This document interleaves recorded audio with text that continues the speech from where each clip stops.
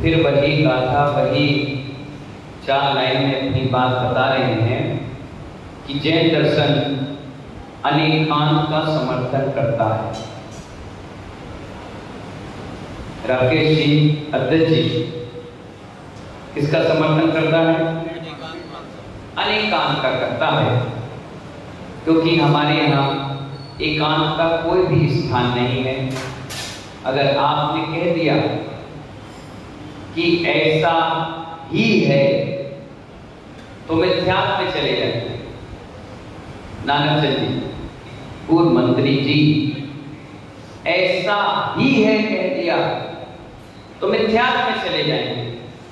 और सुबोध पाटिल जी अगर कह दिया आपने ऐसा भी है तो सम्यक को प्राप्त कर लेंगे। बस फर्क इतना है नरेंद्र बाबू, ही और भी का। किसका? मैं ऐसा ही हूं, नहीं, मैं ऐसा भी हूं,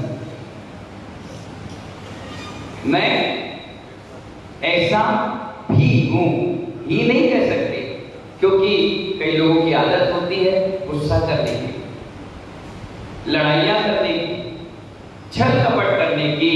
तो उनकी माँ उससे कहती है, जब उसकी बहू आ गई और उसने गुस्सा किया तो माँ कहती इसका स्वभाव ऐसे ही है। संजय काला जी क्या कहती है? हाथ जोड़कर बोलो, इसका स्वभाव। आप जानते हैं स्वभाव का क्या मतलब होता है? अजय भैया, फाइनेंस मिनिस्टर साहब, आपका स्वभाव कैसा है? आपकी धर्मपत्नी कहती है मेरे अजय जैन साहब का स्वभाव ऐसा है, गुस्सा बहुत करते हैं। हमारे दीपक मसाले वालों की सेठानी कहती है इनका स्वभाव ऐसा है, खूब झूठ बोलते हैं। हमारे सुबोध पाटनी की सेठानी कहती है सुबोध बहुत मायाचारी करता है। लेकिन जितनी भी इनकी धर्मपत्नियां हैं, माता जी हैं, और ये खुद भी ये कहते हैं कभी गुस्सा करने के बाद जब आप दोबारा उसके पास कन्फेस करने जाते हैं कि हाँ मुझसे गलती हो गई, तो उससे ये कहते हैं कि मेरा स्वभाव ऐसा है। जिनवाणी कहती स्वभाव तो ऐसा हो ही नहीं सकता, ज्ञान और दर्शन आत्मा का स्वभाव है, ये तो विभाव है। क्या है? विभाव परिणाम है। कौन सा परिणाम है? भूषण जी, कौन सा परिणाम है ये? विभाव परिणाम। ये स्वभाव है नहीं, आत्मा का स्वभाव ज्ञान है और दर्शन है, जानना और देखना है। इसके अलावा तो है ही नॉलेज। जानो भी और देखो भी, और भी कहो ही नहीं। आचार्य कहते हैं धर्म और धर्मी में यही तो फर्क है। दीपक भाई, कल आप माइक लेंगे और यहाँ अनाउंसमेंट करेंगे कि कौन सारथी बनेगा, कौन व्यक्ति भगवान को लेकर बैठेगा, कौन व्यक्ति उनके रथ का सारथी बनकर रथ को आगे बढ़ाएगा, कौन व्यक्ति चमड़ डुलाएगा, कौन व्यक्ति भगवान की आरती करेगा, कौन पहला अभिषेक करेगा, कौन व्यक्ति है जो लाडू चढ़ाएगा। और बाय किसी व्यक्ति ने 1,00,000-2 लाख रुपए की गोली ले, प्रमोद राव सर क्या ले ली? हाथ जोड़कर बोलो, क्या बोली गई? तो आप क्या कहोगे? आप क्या कहोगे राकेश जी? महाराज श्री, ये प्रमोद राव का बड़ा धर्मात्मा व्यक्ति, बड़ा धर्मात्मा व्यक्ति है सुबोध पाटिल, बड़ा धर्मात्मा है संजय काला, बड़ा धर्मात्मा है नीरज जिनवाणी चैनल। मालूम है ये आचार्य कौन धर्मात्मा किसको कहते हैं? मालूम है हम और आप कौन हैं? ये कौन है, हम कौन हैं, आप कौन हैं? आचार्य कुंद देव इतने सटीक बात कहने वाले व्यक्तित्व, उन्होंने अपने ग्रंथों में लिख दिया धर्मात्मा और धार्मिक ये दोनों अलग अलग चीजें हैं।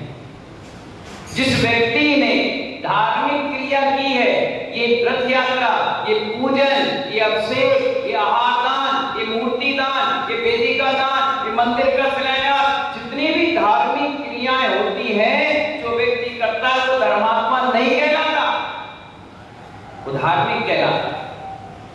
अब धर्मात्मा कौन धर्मात्मा? जिसने धर्म को अपनी आत्मा में अंगीकार करके घर परिवार, कुटुंब परिवार, रिश्ते नाते सब कुछ छोड़ दिए हैं और इनके बताए हुए मार्ग पर चढ़ गया है, वो कहलाता है असली धर्म। और हम क्या करते हैं, बढ़िया सा बैनर बनाते हैं, एक उस व्यक्ति की फोटो लगाते हैं और मंच पर बड़ा अच्छा सम्मान करते हैं कि ये व्यक्ति बड़ा धर्मात्मा है। एक बार पूछो, रात के क्या खा के सोया था? क्या पीकर सोया था? वो व्यक्ति भी जानता है कि मैं धर्मात्मा नहीं हूं, पर झूठी तसल्ली के लिए सिर्फ धर्मात्मा बनता है। लोगों की नजर में, जिनवाणी की नजर में वो धार्मिक व्यक्ति भी नहीं है। रात को तो उसने बोतल खोली, बाजार में रोड में खाकर आया। अगर ऐसे लोग लाख, 2 लाख, 5 लाख में अगर धर्मात्मा बनने लग गए, ये बेचारे तो पागल हैं। जो घर परिवार छोड़ करके निकल गए, 48 टेम्परेचर में विहार कर रहे, एक टाइम भोजन कर रहे, पसीना टपके जा रहा है, भाग रहे हैं, दौड़ रहे हैं, चारों तरफ धर्म प्रभावना कर रहे हैं, ये तो बेकार है। अगर 5 लाख भी तुम्हें टैग लाइन मिल जाए कि धर्मात्मा, तो ये बेचारे क्या 75 साल में आराम से पदम किराने का काम कर रहे होते, सामान तोड़ रहे होते, 5 लाख राकेश जी को देते और कहते रोज आराम बैठकर मैं धर्मात्मा। आप एक दीपक रथ में मैं बैठूंगा, 5 लाख ले ले, मैं धर्मात्मा। अगर ऐसा होता महानुभाव तो ये सब बेकार हो जाता। आचार्य बाबा कहते हैं हम धार्मिक हैं। क्यों? क्योंकि हम धार्मिक क्रिया करते हैं। हम धर्मात्मा इसलिए हैं क्योंकि हमने धर्म को आत्मा में अंगीकार कर लिया। महानुभाव आचार्य कहते हैं धर्म और धर्मी में यही तो अंतर है। एक एक पॉइंट निकालना, एक पॉइंट निकालना, उसे धर्म कहते हैं। उसे अखंड हो उसे धर्मी कहते हैं। क्या कहते हैं? जो अखंड हो उसे धर्मी, और एक एक पॉइंट निकाल दो उसे धर्म कहते हैं। अगर किसी व्यक्ति ने शर्ट पहन रखी है तो इस आचार्य कुलकुल की भाषा में हम ये कह ही नहीं सकते कि ये शर्ट है, ये धोती है। अगर इसको कह देंगे ये धोती है तो एकांत में चले जाए, एकांत में चला जाएगा। आचार्य भगवान कहती है शर्ट नहीं, धागा है, बटन है, रंग है और इस पे वस्त्र है, कई चीजें। एक एक पॉइंट निकालकर अगर भगवान के समोसण में जाओगे तो पूछोगे मैं कौन हूं, तो उसमें 7 नहीं 10 भाव बता दिया जाएगा। कितने भाव? एक एक पॉइंट बताएंगे, कहां थे, कौन थे, क्या थे, और यहां से कहां जाओगे, क्या करोगे, किससे दीक्षा लोगे और तुम्हारा कल्याण होगा भी कि नहीं होगा। ये एक पॉइंट वहां पर बता दिया जाता है।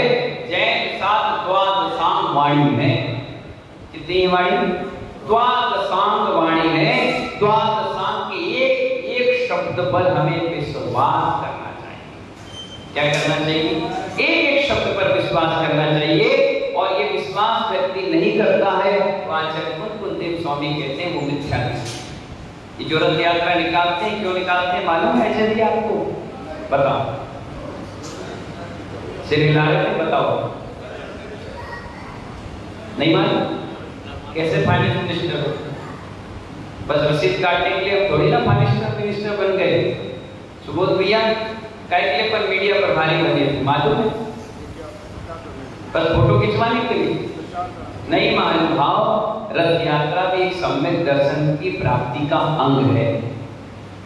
मालूम है जब भगवान मंदिर से निकलकर रथ पर सवार हो जाते हैं और उनका वैभव, बग्गी, घोड़े, हाथी, पैदल चलने वाले नर नारी, श्रावक श्राविका, धार्मिक क्रिया करने वाले लोग जब उस रथ यात्रा में चलते हैं तो मंद मिथ्या दृष्टि जीव जो घर पर है, छत पर है, दुकान पर है, अगर उन्होंने श्रद्धा से ऐसे भगवान को नमस्कार कर लिया तो उनका मन मिथ्या से सम्यक दर्शन में तब्दील हो जाए। इसलिए रथ यात्रा देखने वाला भी बाहर रोड पर देखता है, क्या वैभव है, वाह, आनंद आ गया, क्या गजब की रथ यात्रा हुई। लाखों लोग रथ यात्रा में शामिल होते हैं। आजकल तो ट्रेंड ही चेंज हो गया। जितने लोग चलने वाले नहीं उतने वाले लोग बजाने वाले होते। मैंने एक स्थान पर पूछा कि रथ यात्रा हो रही है? बोले हाँ महाराज जी, उत्तर भारत की सबसे बड़ी रथ यात्रा पड़ती है। मैंने कहा अच्छा 10-20 हजार लोग चलते होंगे? बोले नहीं, 30-30 बैंड होते हैं। और क्या होता है? 25-30 झांकी। अच्छा, और क्या? हाथी, घोड़े, मजीरे सब होते हैं। मतलब आदमी चलने वाले कितने होते हैं? बोले एक भी नहीं। किराए के लोग रथ खींचते हैं, जिसने बोली बस वही बैठता है, वो भी ये सोच रहा है कि जल्दी पहुंचो तो कुछ खा ले। एक बार तो दृश्य इतना भयभीत करने वाला था, हाथी पर भगवान को लेकर बैठा और उसे प्यास लगी तो मिनरल वाटर वो पी रहा। मैंने कहा किसने बैठा दिया इसको? प्यास लग रही। मतलब प्यास लग रही ना, उतरो पानी पी लो और फिर खुला करके कपड़े पहनो, फिर भगवान को लेकर बैठो। हमारे वीतरागी परमाणु तुम्हें छू नहीं सकते, हट जाएंगे वहां से। क्या गजब का दृश्य होता है जब नंगे पैर सारी समाज चलती है। सब पता चलता है एक दिन नीरज भाई के यहाँ आहार हुआ हमारा चतुर्मास में पहली बार। बहुत दूर घर था। जब मैं वहां पहुंचा और बढ़िया निरंतर आहार हो गया, उन्होंने कहा महाराज जी बैठ जाओ। मैं लाओ बैठ जाओ। तो मुझे क्या दिक्कत है? 10 मिनट में बैठ गए, बातचीत चलने लगी। मैंने कहा चलो भाई अब अपन को वापस अपने स्थान पर पहुंचना है। मैंने कमंडल पकड़ा दिया। अब नीरज भाई जोश में तो कमंडल पकड़ ली। आधे रास्ते में चले और जितनी भी पेड़ की छाव थी और बगल में पगडंडी थी वहां उछल उछल कर पहुंच गए। मैं पीछे देखा, मैंने कहा कहां हो? तो क्या हो गया? अरे पैर बहुत चल रहे हैं। मैंने कहा नहीं आओ चलो मेरे साथ। अरे नहीं आप ही चलो। नहीं मैं ला चलो तो पकड़ के मैं रगड़ गया सीधे राम गांधी के मैं मकान में पहुंचा, पानी से पैर धोए। मैंने क्या हो गया? बोले अब देखता हूं कोई मुनियों की निंदा करे। अब देखता हूं, अब समझ में आया। एक मूड़ पैदल चलने में मेरे पसीने छूट गए, पैर में छाले आ गए। और निर्गंत साधु 28 मूड़ का पालन करता है। धन्य है दिगंबर योगी। वाह, ये साधना हुई। मैंने कहा अब तुम्हारे समझ में आ गया। अब एक साधे सत्सते अब तुम हमेशा याद रखोगे कि कितना बड़ा परिचय और कितना बड़ी क्षमता और कितना बड़ा संतोष एक निर्गंत साधु करके रखता है।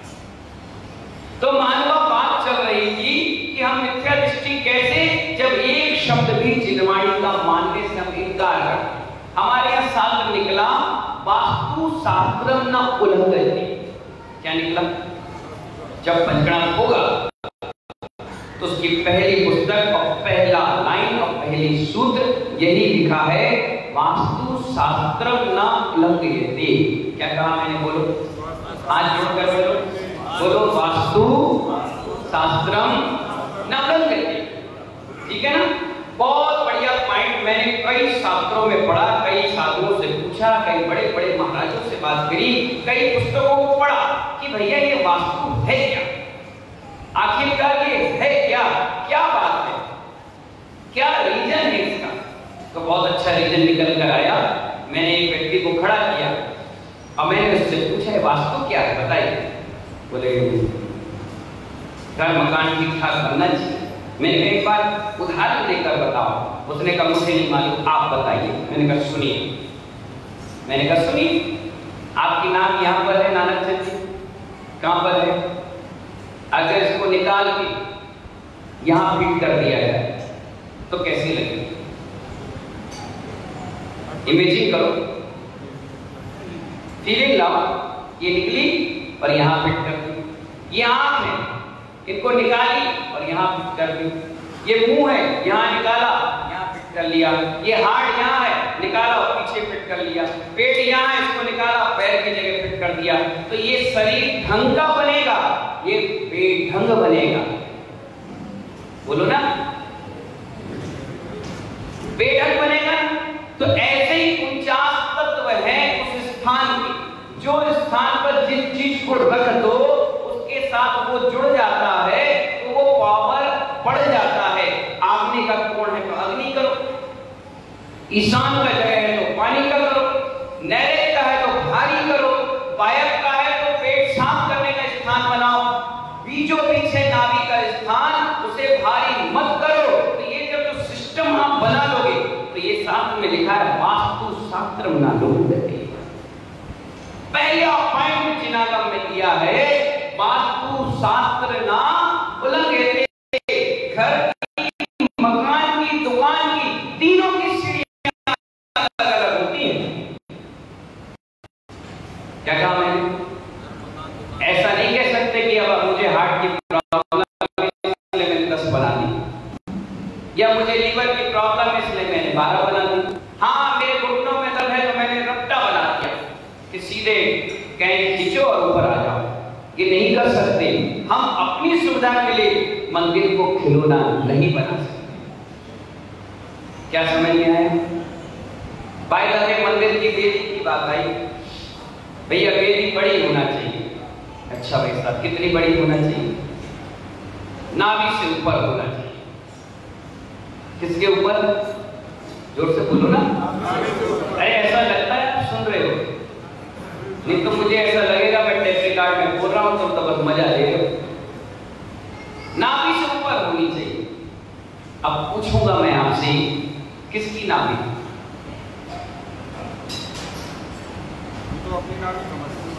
एक बात बताओ राकेश जी, आप 6 फुट के हो, कितने फुट के? और ये बेटा क्या नाम है भैया का? अनुभव है, ये तो 4 फुट का, और उसके बगल वाले 3.5 के। ये तो सिस्टम ही गड़बड़ हो गया। अब कितनी बार वेदी तोड़ोगे और कितनी बार आप बनाओगे? नानक चंद जी खड़े होंगे, उनकी नाभि से बढ़िया, सुबोध खड़े हो जाएंगे तो थोड़ी छोटी, पाटिल जी खड़े तो आधा फुट गया। अब क्या करें?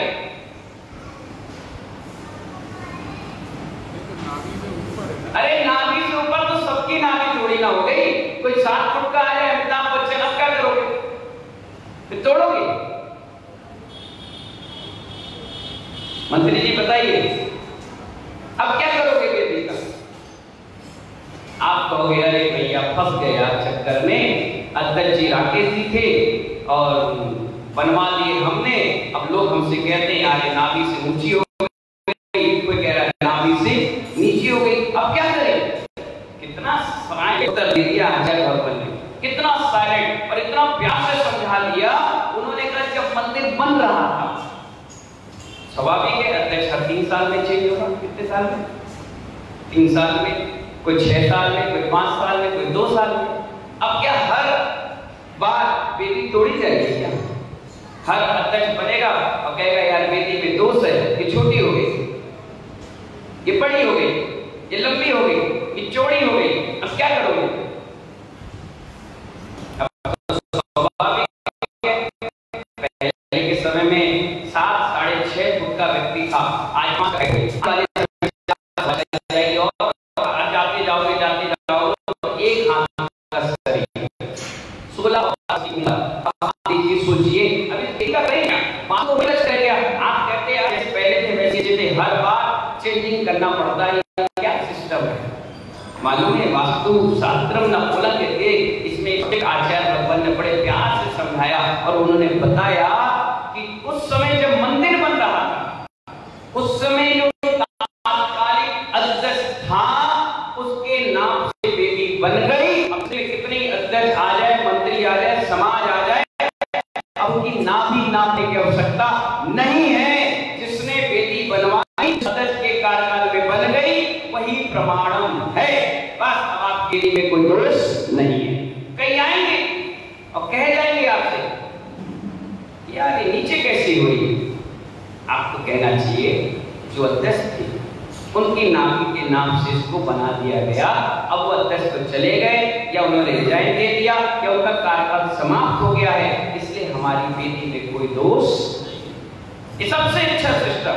और दूसरी बात, अब मकान आपका बन चुका है और कोई आकर आपसे कहे कि ये सिस्टम आपने गलत लगा दिया, अब क्या करोगे? सुबह जी तोड़ोगे?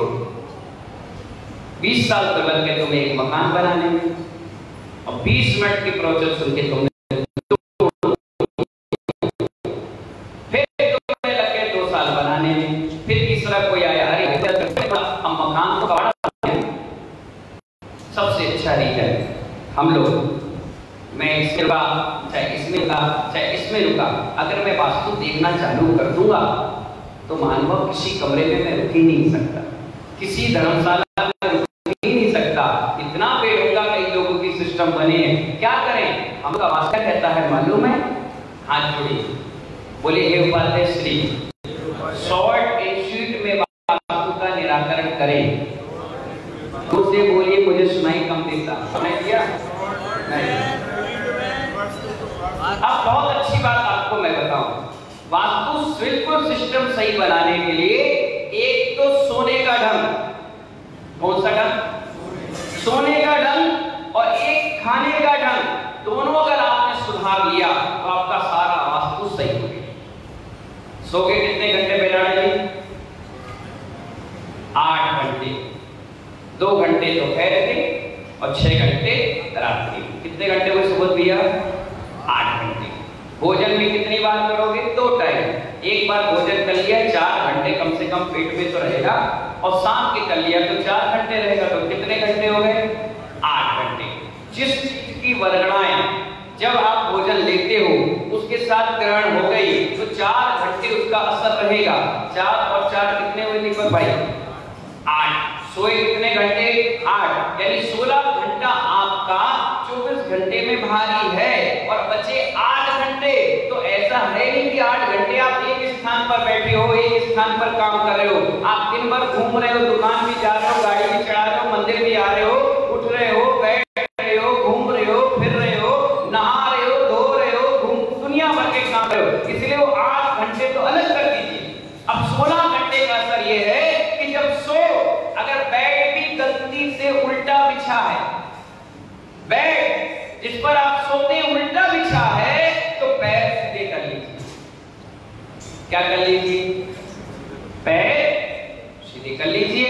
ये अगर उत्तर दिशा है और ये आपका मकान का साइड नहीं है और इधर से है, तो आप कहोगे दक्षिण मुखी है भैया, अब क्या करें?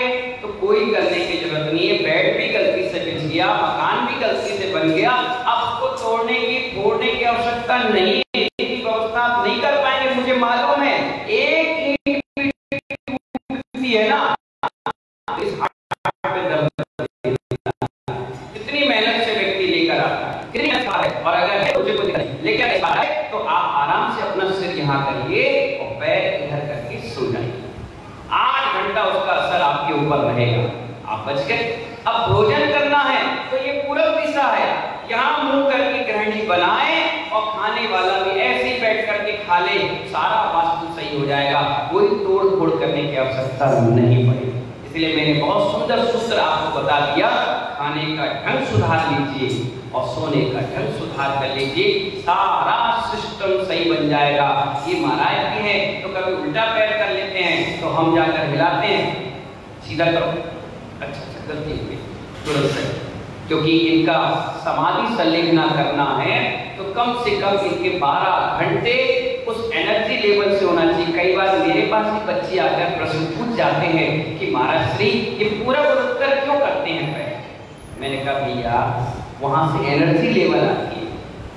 जैसे आप उल्टी दिशा में सोएंगे, जब उठेंगे तो आपको ऐसा लगेगा कि अंदर से कोई ताकत नहीं है, कोई लूजपन है, शरीर को सुस्ती लगी है। और ऐसे ही अगर आप सही दिशा से उठेंगे और उठते ही अपना जो स्वर चलता है वो पैर जमीन पर रखेंगे और हम नाम की जाप करेंगे, फिर आप देखिए दिन भर आपका इतना अच्छा बीतेगा। 48 किलोमीटर चलने के बाद, 25 किलोमीटर चलने के बाद कभी आपने हमें देखा कि महाराज जी थक गए, हाय हाय अरे मर गए, अरे भैया बचा लो, अरे मर गए, तो चिल्लाया? वही लेवल वैसे बैठता हूं, वही एनर्जी लेवल रहता है। अब आप कहोगे कि हम तो उत्तर से आए और हमारा मुख दक्षिण में हो रहा है, भगवान का उत्तर में हो रहा है, तो भगवान के आगे सारी दिशाएं शून्य हो जाती हैं। क्या हो जाती हैं? कई मंदिर ऐसे भी हैं जो पुराने बने हुए, उस समय जैसी सुविधा रही, जैसी व्यवस्थाएं रही, लोगों ने उस हिसाब से बड़े भावना से, पवित्र भावनाओं के साथ मंदिर बना दिया। आचार्य विमल सागर जी महाराज कहा करते थे अगर इस मंदिर में दोष है तो मंदिर तोड़ो मत। क्या कहते हैं? आप जिस मंदिर उनका चमास हुआ, नीरज भाई मंदिर में वो बैठे हो, जिस मंदिर में उन्होंने पंचकर्म किया हो, उस मंदिर में जाकर देखना एक चौमुखी ब्रह्मा जरूर आएंगे। उनसे लोगों ने प्रश्न किया किया कि आचार्य भगवान ये मूर्ति आपने क्यों प्रतिष्ठा करी। उन्होंने कहा जहां चौमुखी भगवान विराजमान हो गए वहां उस मंदिर का सारा वास्तु सही हो गया। क्या सही हो गया? इसीलिए मंदिर समोसरण या कोई भी स्थान जहां वितरागी प्रभु है वहां मान निस्तम इसीलिए बनाया जाता था कि जहां चौमुखी भगवान विराजमान हो गए वहां सारा दोष समाप्त हो गया। अब आप कहोगे भगवान का मुख तो दक्षिण में हो गया मान निस्तम में, तो दोष लगा क्या? नहीं, भगवान का मुख तो भगवान बन चुके, हमारा मुख सही होना चाहिए। भगवान को देख रहे एनर्जी लेवल आ रहा है, क्योंकि दक्षिण स्थान यम का स्थान होता है। जो व्यक्ति दक्षिण मुखी होकर के सोता है उसका मरण भी, समय भी, स्वास्थ्य भी सब धीरे धीरे डाउनलोड हो जाता है। आचार्य यहाँ कहा है ऐसा सिस्टम बनाया गया है वास्तु शास्त्र ना उल्लंघित कि अगर मूर्ति भी लेने जाओ, बताओ भाई नीरज भैया, खूब आपने शूटिंग की है गोमतेश्वर बाहुबली भगवान की, वो कितनी ताल में बनी हुई है। मूर्ति नाम का ताल होता है 10 ताल, 20 ताल, 24 ताल। जैसे सोने का कैरेट होता है ना, 18 कैरेट, 20 कैरेट, 22 कैरेट, 24 कैरेट, तो ऐसी मूर्ति का ताल होता है। सबसे सुंदर सौम्य बढ़िया मूर्ति अगर प्राचीन 1100 वर्ष प्राचीन है तो गोमतेश्वर बाहुबली। अगर उनको देखोगे तो मूर्तिकार सोचता है कि कौन से ताल में बनी है, तो मालूम है कितने ताल थे? 10। कितने ताल में? राकेश जी कितने ताल में? 10 ताल में। 10 ताल का मतलब एक प्रकार लिया गया और यहाँ रखा गया, और यहाँ से ये मस्तक बराबर, यहाँ से भौं बराबर, यहाँ से नाक बराबर, नाक से ये बराबर, यहाँ से ये बराबर, इसे कहते हैं एक ताल। कितना ताल? यहाँ पर रखा प्रकार 1, 2, 3 और 4, इसे कहते हैं दूसरा ताल। यहाँ नाभि में रखा, ये एंगल बराबर, नीचे का हिस्सा बराबर, ये बराबर, ये बराबर। कहीं भी कोई 19-20 रहा उसे रगड़कर छीलकर बराबर किया जाता है, उसे ताल कहते हैं। क्या कहते हैं? बोल से बोलिए, ताल। और आचार्य भगवान यहाँ कितनी अच्छी बात आपको बता रहे हैं कि देवताओं का और तीर्थंकरों का कौन सा ताल होता है। जो तीर्थंकर जन्म लेते हैं और जो स्वर्ग में पैदा होते हैं देवता, उनका कौन सा ताल होता है? नहीं मालूम? लो सुनो, हमारे यहाँ आचार्य भगवान कहते हैं धवला जी ग्रंथ में साफ लिखा है मूर्ति कितनी ऊंची होना चाहिए, वेदी कितनी बड़ी और कैसे सिस्टम के साथ बनना चाहिए। और उसमें लिखा है तीर्थंकर और देवताओं की ताल 10 ताल होती है। देवता भी एकदम एक जैसे होंगे, जैसे कोई सांचे में ढाल दिया है। ना उनकी मूंछ होती है, ना उनकी दाढ़ी होती है, ना उनका पेट निकला होता है, ना वो कुबड़े होते हैं, ना टेढ़े मेढ़े होते हैं, ना दांत उनके ऐसे बड़े गंदे से होते हैं, ना बाल ऐसे लंबे से होते हैं। नहीं, सिस्टम एक जैसे सब होते हैं। जाति अलग होती है, पुण्य अलग होता है, काम करने की कार्य क्षमता और ताकत अलग हो सकती है, बाकी दिखते व्यवस्था सब एक जैसी है। तो तीर्थंकर और देवताओं का जो शरीर होता है वो 10 ताल का बना होता है। कौन से ताल? कहीं से ना हो, सब कुछ व्यवस्थित रहता है, उसे कहते हैं चतुर संस्थान उनका शरीर होता है। और हमारा और आपका कैसा होता है? नहीं?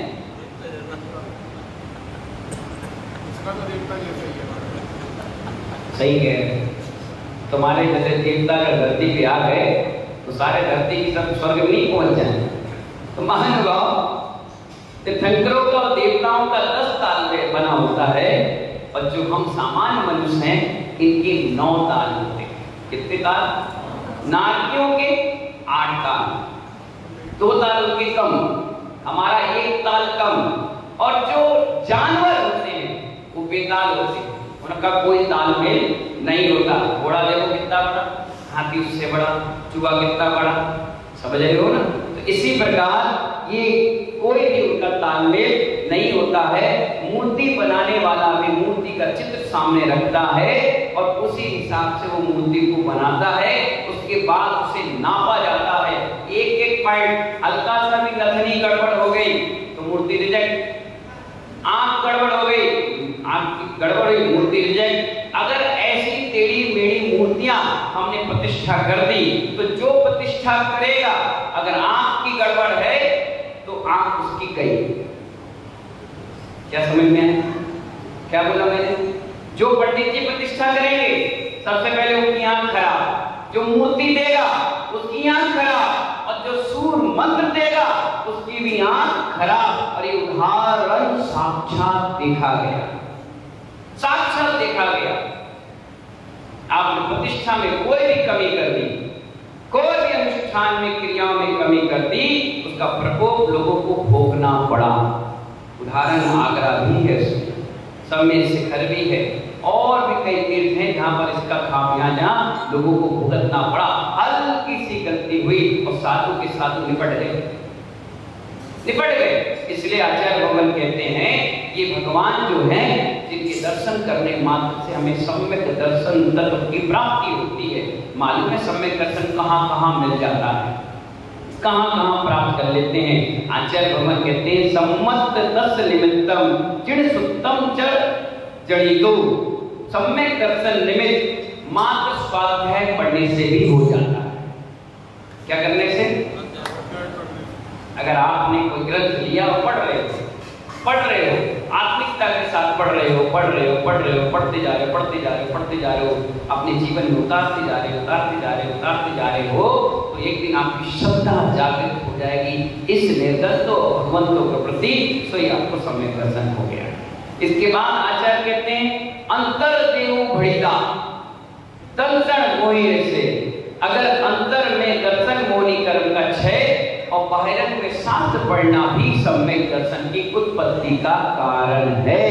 यही दोनों सम्यक दर्शन की प्राप्ति है। ये दो कारण है, एकांत कारण नहीं है। अगर हमारे यहाँ रावण जैसा जीव भी वीणा वादक के रूप में वीणा बजा रहा था तो उसे भी सम्यक दर्शन की प्राप्ति हो गई। ताली बजाते बजाते हो जाए, नाचते गाते हो जाए, प्रवचन करते करते हो जाए, आहार देते देते हो जाए, भगवान की वाणी सुनते सुनते हो जाए, पता नहीं किस स्थान पर कहां आपकी श्रद्धा जागृत हो जाए और सम्यक दर्शन जैसा तत्व उत्पन्न हो जाए। आपका उठना बैठना बोलना चालना नाचना गाना वो सब हेतु बनेगा। ये मत सोचो कि मेरी आंख नहीं है तो मुझे सम्यक दर्शन नहीं, ये मत सोचो कि मेरे हाथ पैर नहीं है तो सम्यक दर्शन नहीं होगा। महानुभाव हर व्यक्ति को होगा। जो नरक में उसे भी है, जो नरक में उसे भी है। हम तो मनुष्य हैं, संयम धारण कर सकते हैं, हमें क्यों नहीं होगा? प्राउड के साथ कहो हमें होगा और होकर रहेगा। इसीलिए महानुभाव ऐसी श्रद्धा जो वह एक चिन्माई पर करने वाला व्यक्ति होगा उसे पढ़ते पढ़ते भी सम्यक दर्शन हो जाए, अभिषेक करते करते हो जाए। श्रद्धा की बात है। सम्यक दर्शन मीन्स अंतरंग के पवित्र परिणाम और सच्ची श्रद्धा, झूठी श्रद्धा नहीं। आज लग गई और कल काम बिगड़ गया तो बोले हम मंदिर नहीं आने जाओ। जब बच्चा पैदा हुआ पेट में, घर में आ गया तो बोले शांतिनाथ भगवान आपके आशीर्वाद से मेरे घर में एक नन्हा कली या परी का उद्गम हो चुका और 8 महीने के बाद वो अबॉर्शन हो जाए या दिक्कत या परेशानी आ जाए तो मंदिर आना बंद। बोले हे भगवान तुमने क्या कर दिया?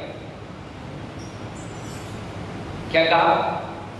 भगवान कभी का अच्छा और बुरा करता है क्या? बेचारे क्यों दोष देते हो? अपने सम्यक दर्शन में क्यों दोष लेते हो? ना भगवान ने तुम्हारे घर में बच्चा आशीर्वाद से दिया, ना उसका कोई हरण हुआ, ना तुम अमीर बने ना गरीब बने। ये तो शुभ और अशुभ क्रियाएं हैं। उतना ही संयोग था, उतना ही जन्म था। मालूम है महानुभाव 1 2 और 3 इसमें तो व्यक्ति जन्म ले लेता है। इतने में जन्म हो गया तो बहुत समय ले रहा हूं। इतना 1 2 3 इतने में तो आदमी यहाँ से प्राण छोड़ा और दूसरे घर को धारण कर लिया और हम दोषारोपण करते हैं हे भगवान तुमने क्या कर दिया? हे भगवान हमें उठा ले। एक बात बताओ नानक जी, 80 किलो का वजन उठाने भगवान वहां से आएगा और वहां क्या जगह कमी है क्या जो सिर्फ तुम्हें ही उठाने आएगा? बाकी के अच्छे नहीं लेकर, तुमसे अच्छे तो हम हल्के 60 किलो के हमें लेकर। मिथ्या वचन, मिथ्या प्रमाण, होना जाना नहीं, अगर भगवान के आशीर्वाद से, भगवान के से नहीं, फालतू की बात है, इससे कुछ होना जाना नहीं, ये तो सिर्फ निमित्त है। हम आए, हमारी वर्णा पुण्य की बढ़ गई, हम उस समय तक अशुभ से बचे रहे, शुभ का उद्भव होता रहा, शुभ की वर्णाएं बढ़ती रही और इस शुभ परिणामों के कारण हमारे बिगड़े काम धीरे से बन गए। एक पेट्रोल पंप में हम रुके, जब आप बड़ौद के आगे सामने जाएंगे, वहां पर एक पेट्रोल पंप है रमाना शुगर मिल के पास। जाट और श्वेतांबर जैन है, वो दोनों कंबाइंड में पेट्रोल पंप चलाते हैं। शाम के समय की बात की, ये जून की, हम वहां से आ रहे थे, 7 किलोमीटर का मेरा बिहार, और मैं उन्हीं के पेट्रोल पंप पे रुकना था। एक कमरा बना रखा था, मैं जैसे वहां पहुंचा तो बहुत मच्छर थे। मैं खड़ा हो गया, इधर उधर देखा, उनका एम्प्लॉय आया मेरे पास, बोले बाबा जी क्या हो गया? मैंने कहा मच्छर बहुत है, मेरे ऊपर सीढ़ी नहीं है छत के लिए? बोले नहीं यहाँ नहीं। मैंने ऑफिस है तुम्हारा? बोले है वो, लेकिन आज हमारे मालिक साहब का मूड ऑफ है। मैंने ऑफ है, क्यों है भाई? बोले 1000 ट्रैक्टर खड़े हैं, गाड़ियां, बहुत बड़ी शुगर मिल है, सबको पेट्रोल और डीजल यहीं से मिलता है। आज सुबह से हमारी मशीन खराब है, 10 इंजीनियर आ गए लेकिन फेल। तो बोले मूड ऑफ क्यों हो गया? बोले इतने लोग खड़े हैं, परेशान हैं धूप में, गर्मी में।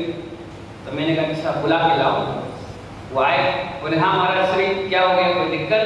मैंने कहा मच्छर बहुत हैं, ऊपर कोई व्यवस्था है या ऑफिस में तो अपन वहां रुक जाए? तो बोले चलो आओ। तो मैंने कहा ठीक है चलो। तो जैसे ही मैं वहां पहुंचा, सुबह से वो मशीन बंद थी और किस्मत थी, निमित्त था, जैसे मैंने उसके केबिन में पैर रखा, अपने आप मशीन चालू हो गई। मशीन चालू हो गई, वो तुरंत उससे लड़के आए, बोले बाबू जी मशीन चालू हो गई। दौड़ बोलो महाराज जी मैं 1 मिनट आ रहा हूँ। गया तो इंजीनियर से पूछा क्या गलती थी, क्या दिक्कत थी? बोले पता नहीं, महाराज ने पैर रखा और इधर मशीन चालू हो गई। उन्हें अच्छा, वो दौड़ के मेरे पास आया, बोले मैंने जीवन में भगवान कभी नहीं देखा। जाट था जाट, कह रहा मैंने जीवन में कभी भगवान नहीं देखा, लेकिन आज से आपको भगवान मानता हूँ। मैंने भगवान मानता हूँ, क्या हो गया? बोले मशीन चालू हो गई। मैंने देखा, हाँ ये तो सही चालू हो गई। बोले दिन भर से 12 घंटे से मैं लगा मशीन चालू नहीं, आपकी निमित्त हो गई, अब बताओ दूध ले आऊं?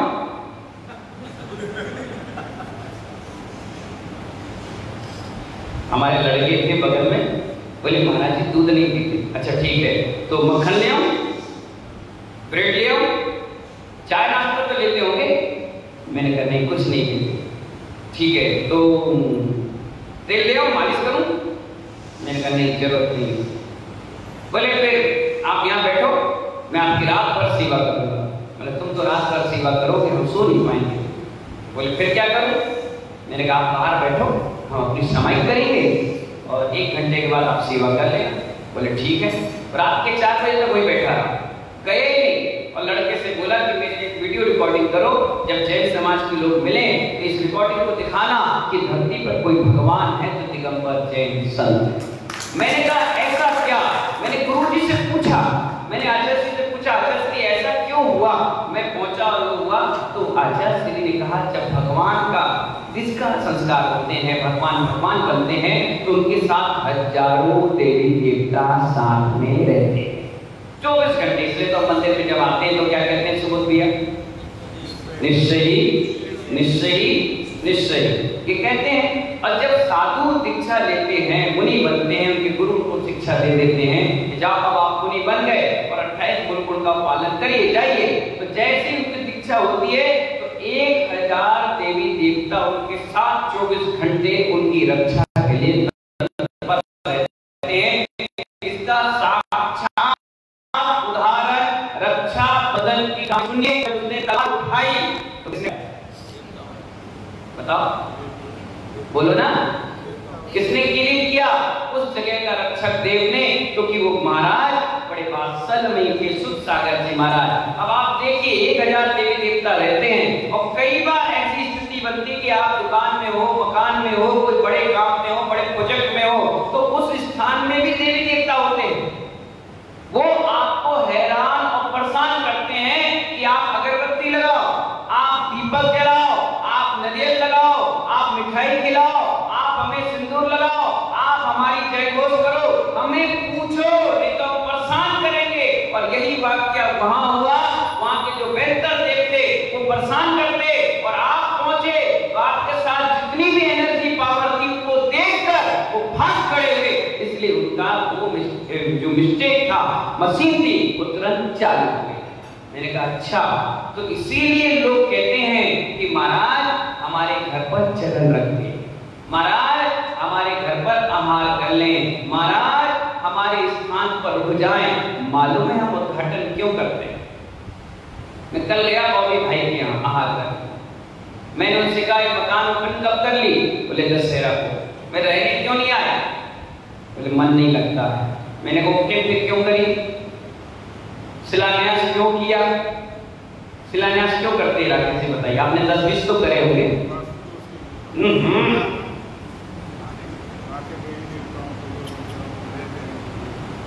ये इसलिए नहीं होता। शादी पक्की क्यों करते हो? साल भर बैठने के लिए। शादी पक्की की आपने सूर्यांश की, कितने दिन में शादी कर दी? भूल गए? 2 महीने, 3 महीने। मालूम है एक कण भी ऐसा चीज नहीं है इस जम्बू द्वीप में, इस 3 लोक में, जहां एक भी देवी देवता ना रहता। एक सुई की नोक बराबर की जगह खाली नहीं।